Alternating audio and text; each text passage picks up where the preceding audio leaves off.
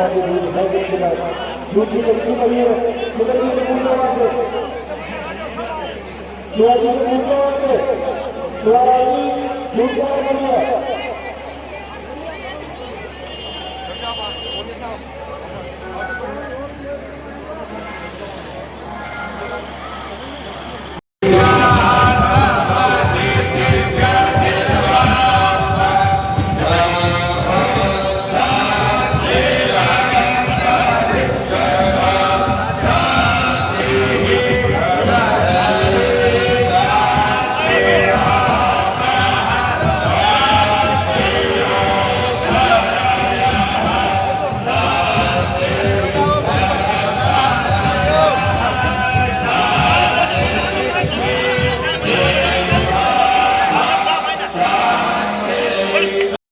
भीमाराम जी दान का पाली का स्वागत करेंगे और ओमराम जी वाटमन तोड़ाराम जी दायमा डोंगरराम जी वामन मंच पर आए और विजयपाल जी साहब का माला दुपट्टा साफा और तस्वीर देकर स्वागत करें। भीमाराम जी साफो तस्वीर जल्दी करो। उनके कर कमलों से इस कीरू की धारी पवित्र को शुद्ध करें, तो हम लोगों ने इनको विश्वास दिलाया। मैं गया इनके साथ, वहाँ हम लोगों ने काट दिया। हनुमान बेनीवाल जी ने दीपिका जी बताया बहुत व्यस्त हूँ, ये शुभ अवसर है। आज राजस्थान में 48 कार्ड उनके मूर्ति अनावरण के आए हुए हैं हनुमान बेनीवाल के पास, संपूर्ण राजस्थान से। तो कल 4 बजे तो मेरी बात हुई, बोला विजयपाल मैं जयपुर से निकला हूँ और तिजारा में उनका कोई कार्यक्रम था, तो बोला अब क्या करना है, मैं शाम को आ जाऊँ। तो मैंने कहा भाई साहब आप कल सुबह आओ, तीन समाज का बहुत बड़ा कार्यक्रम है, समाज के तमाम राजस्थान के कोने कोने से लोग आए हैं और आपसे आशा करते हैं कि आपको आना है। तो उन्होंने कहा जिद मत कर, मेरे कल के 48 कार्ड आए हुए हैं, उनमें से 4-5 बड़े कार्यक्रम है, मुश्किल से एक दिन में 5 कार्यक्रम मैं कर पाता हूँ। मैंने कहा चाहे कितना ही कि दिन हो, लेकिन कीरों की ढाणी आपको कल किसी भी हालत में आना है। तो हनुमान जी ने तुरंत विश्वास दिलाया कि मैं सुबह खारिया जाऊंगा, खारिया के बाद मैं यहाँ जीजा कीरों की ढाणी आकर के फिर सांगानेर होते हुए जयपुर, वो अलवर उनका रात को 10-11 बजे तक कार्यक्रम है। तो हनुमान जी कुछ ही क्षणों में आपके बीच पधार रहे हैं, खारिया से निकल गए मात्र 1 घंटे में। उत्तरी भारत का सबसे मजबूत लड़ाका, गरीब दलित पिछड़े अल्पसंख्यक कोई लड़ाई लड़ता है तो नागौर का सांसद हनुमान बेनीवाल लड़ता है, और हनुमान जी बेनीवाल कुछ ही क्षणों में हम सब लोगों के बीच में आएंगे। मैं तो ये आप सब लोगों को यही कहता हूँ कि क्योंकि SC/ST और OBC के लोग बहुत पिछड़े हुए हैं, अपन लोग उसी श्रेणी में आते हैं, तो ज्यादा से ज्यादा शिक्षा पर जोर देना। आज भारत में कोई ताकत है तो कलम में ताकत है। दीपिका जी की एक कलम चलती है, अपन चाहे 365 दिन खेत में काम करें उतना मजबूत नहीं कर सकते हैं, लेकिन मैडम की एक कलम चलती है वो समाज का भला कर देती है, गरीब तबके का भला कर देती है। इसलिए मैं आप सब लोगों को यही कहता हूँ कि आप भी अपने बच्चों को पढ़ाएं, शिक्षा और अच्छी तालीम दिलाएं।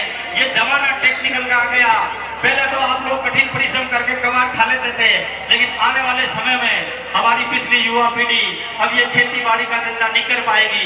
इनको अच्छी शिक्षा और तालीम दिलाए, अच्छी मुकाम पर ये जाएंगे, कल आपके बच्चे अधिकारी बनेंगे। जैसे ये दीपिका जी मैडम और ये सब प्रतिभाएं बैठे हैं, ये लोग अपने में से निकल करके गए हैं। इनके पिताजी इनके दादाजी भी अपने तरह खेती करते थे, लेकिन उन्होंने इस समय ध्यान दिया, इन लोगों को पढ़ाया, तो आज ये लोग सक्सेस हो गए। इसलिए मैं तो तमाम माताओं से कहता हूँ कि आप दीपिका जी को, इन मैडम को देख करके आपकी ये नैनी मुनी जितनी बच्चियां बजा रही है उनको घर का काम कराना बंद कर दो, उनको स्कूल भेजो। शिक्षा के बिना जीवन अधूरा है। शिक्षा महादेव जी के मंदिर के प्राण प्रतिष्ठा अवसर पर राजस्थान ही नहीं अभी तो पूरे भारत देश के कोने कोने से इस समाज की प्रतिभाएं, तो इस समाज के कोई सम्मानित मंच, मैं आपका छोटा भाई हूँ, एक से परिचित नहीं, पहली मुलाकात है, अगली कई मुलाकात होगी तो मैं नाम लेके आप सब लोगों को सम्मानित करूंगा। लेकिन आज बहुत बड़ी खुशी है कि मेरे इस रिया उनकट के एकमात्र इस ग्राम पंचायत में कीन समाज के कुछ लोग हैं, फिर भी आज मैं आपका कार्यक्रम को देख करके बहुत बड़ा गदगद हूँ, क्योंकि जो बड़ी बड़ी समाजें हैं उनको इन कीन समाज से सीख लेनी चाहिए कि संगठन में शक्ति है, और जो समाज का कोई सामाजिक कार्यक्रम है तो इस कीन समाज ने आज ये साबित कर दिया कि हम तमाम छोटे मोटे गरीब अमीर पढ़े साक्षर असाक्षर हम सब लोग भाई हैं, और जब किसी को संकट आता है तो भाई कंधा से कंधा मिलाकर के साथ चलते हैं। तो कहा जो भी किस समाज के दूर दराज से लोग आए आप सब लोगों का तहे दिल से राष्ट्रीय लोकतांत्रिक पार्टी परिवार के प्रदेश कार्यकारी सदस्य होने के नाते आरएलपी पार्टी परिवार की तरफ से आपका हार्दिक स्वागत व अभिनंदन। साथियों, मैं दीपिका मैडम जी बताना चाहता हूँ कि मेरा यहाँ ससुराल है इस ग्राम पंचायत में। मेरा रेजिडेंस तो अजमेर है एडवोकेट रेवेन्यू बोर्ड में, लेकिन मैं पिछली बार यहाँ पर इस मतदान के चुनाव से हमारे पंचायत राज क्षेत्र में यहाँ से चुनाव लड़ लिया था और चुनाव के में आपके सामने मुझे हनुमान जी बेनीवाल ने कहा कि आपको चुनाव लड़ना है और मेरे सामने पूर्व विधायक कांग्रेस से उनकी विशेष थी और यहाँ से मेरी मैडम चुनाव लड़ती थी। मेरा कोई ताल्लुक नहीं था, यहाँ आना जाना बहुत कम था, लेकिन जब मैं इस ग्राम पंचायत राज के चुनाव में आया और इस तीन समाज की धनी में आने के बाद इन लोगों ने जो बात कही, अच्छे अच्छे लोग पूर्व विधायक को देख करके घबरा करके भागे, लेकिन तीन समाज का एक एक मतदाता मेरे पक्ष में मतदान किया। इसलिए मैं आपका बहुत बहुत ऋणी हूँ। आप लोगों के लिए रात को 12 बजे मुझे आप बताएंगे, मैं तैयार हूँ।